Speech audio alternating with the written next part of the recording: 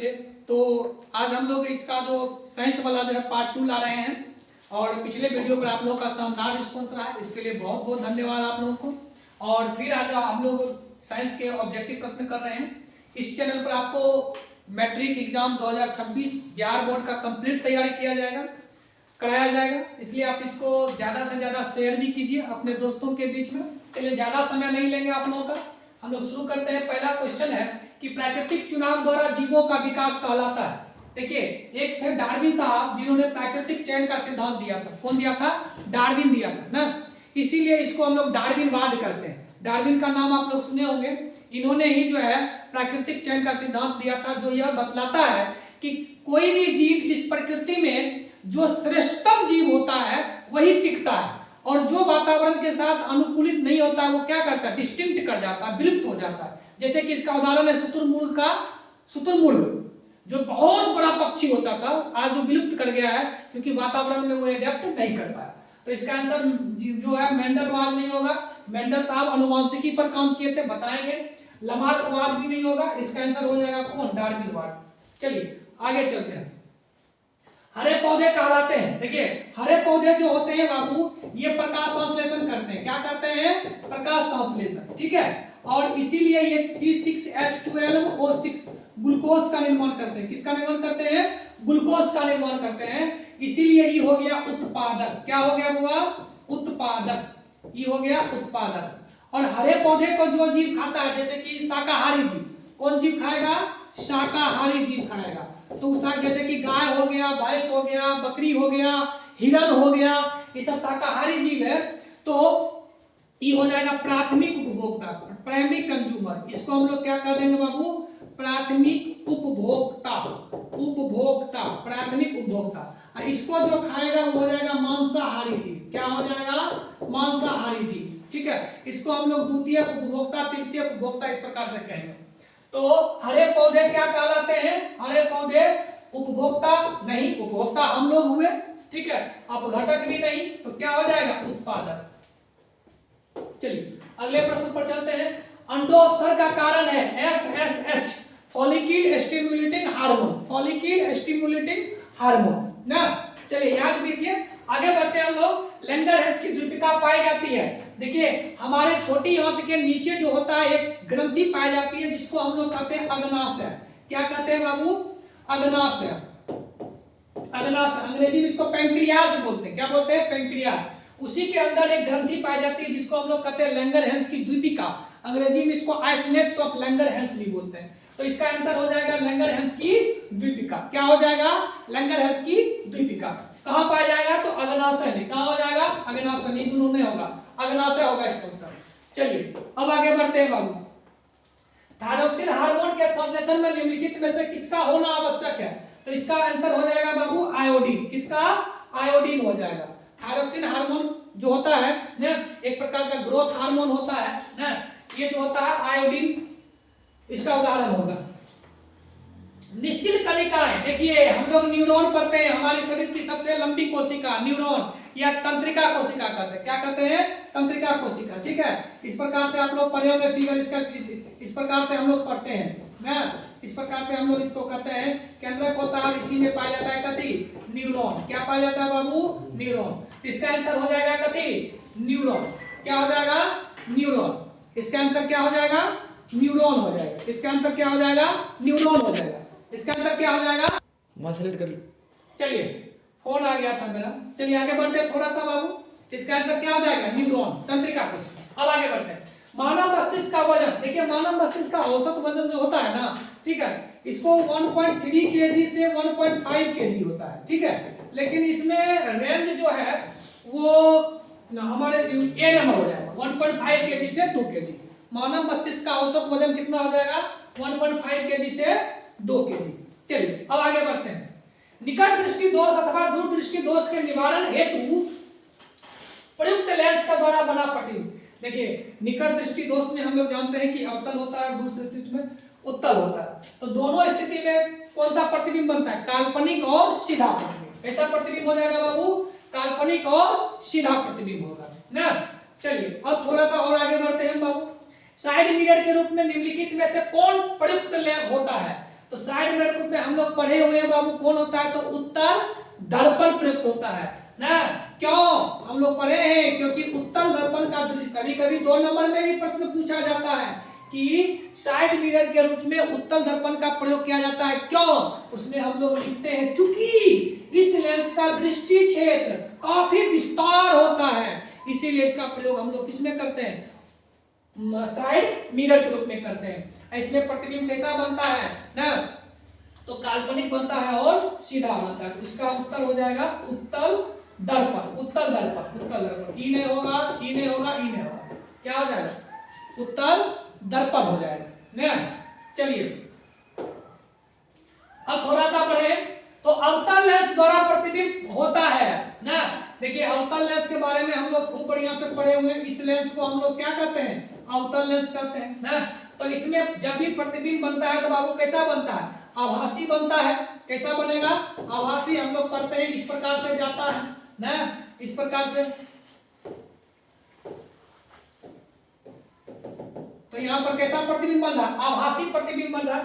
तो और जो आभासी प्रतिबिंब होगा वो कितना होगा, आभासी जो भी प्रतिबिंब होगा, आभासी मतलब काल्पनिक, तो निश्चित तौर पर क्या होगा, सीधा होगा और ये वस्तु के सापेक्ष छोटा बनता है। तो ऑप्शन नंबर ई भी हो जाएगा, ई भी हो जाएगा, ये क्या होगा, इनमें से सभी, इनमें से सभी, इनमें से सभी। इसका उत्तर हो जाएगा इनमें से सभी हो जाएगा।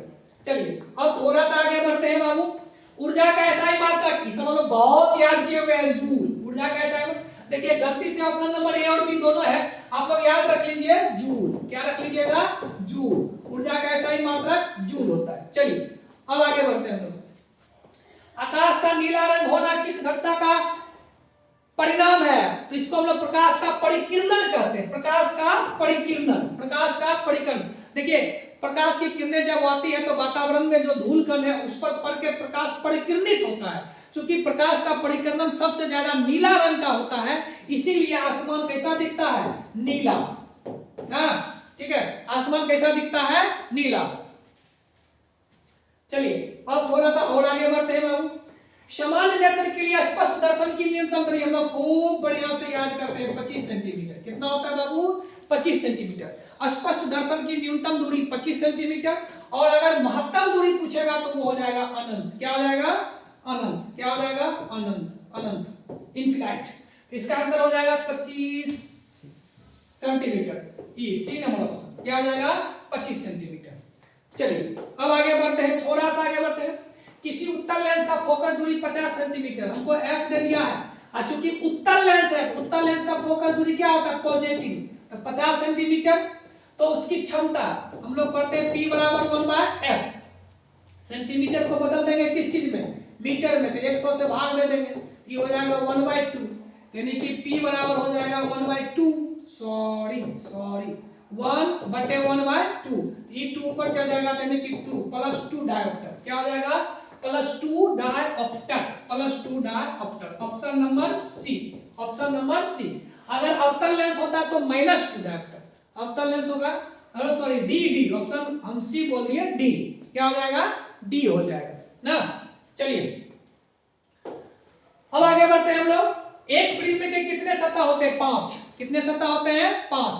एक प्रिज्म, अभी हम लोग ला कर दिखाएं आप लोग का प्रिज्म, तो ये प्रिज्म जो होता है, ये जो होता है, इसके 5 सतह हो जाएंगे। कितने सतह हो जाएंगे, 5 सतह हो जाएंगे। इस प्रकार से अगर हम लोग बनाते हैं ना, तो ये 5 सतह हो जाता है। कितने सतह हो जाएंगे बाबू, 5 सतह हो जाएंगे। प्रिज्म के याद रखिए कितने सतह होते हैं, 5। चलिए आगे बढ़ते हैं। प्रकाश के परावर्तन के कितने नियम है, प्रकाश के परावर्तन के 2 नियम होते हैं। कितने नियम होते हैं बाबू, 2 ना। पहला नियम क्या होता है, पहला नियम हम लोग याद करते हैं कि आपतित किरण, परावर्तित किरण और डाले गया विलंब तीनों क्या होते हैं, एक ही तल में होते हैं। आपतित किरण, ये हो गया परावर्तित किरण, और तीनों एक ही तल में होते हैं, पहला नियम। और दूसरा नियम, आपतन कोण और ये परावर्तन कोण क्या होता है, बराबर होता है। आपतन कोण और परावर्तन कोण क्या होता है, बराबर। तो इसका उत्तर हो जाएगा ऑप्शन नंबर 2। चलिए अब थोड़ा सा आगे बढ़ते हैं हम लोग। फोटोग्राफी कैमरा में अभिदृश्यक होता है ना, उत्तल लेंस, अवतल लेंस, उत्तल दर्पण, अवतल दर्पण। सीधा क्या हो जाएगा, उत्तल लेंस। हम लोग जो कैमरा का यूज करते हैं उसमें अभिदृश्यक जो होता है ना, जिसको ऑब्जेक्ट की ओर रखा जाता है, वो होता है उत्तल लेंस। अब चलिए अगला प्रश्न है कि यदि एक किरण उत्तल अवतल दर्पण पर लंबवत आपतित होती है तो परावर्तन के बाद कहां से गुजरेगा। देखिए एक अवतल दर्पण अगर हम लोग ऐसे करके ले ले बाबू, ऐसे करके अवतल दर्पण बना दें और ये है, ये यहाँ पर वक्रता केंद्र हो जाता है, ये यहाँ पर फोकस हो जाता है।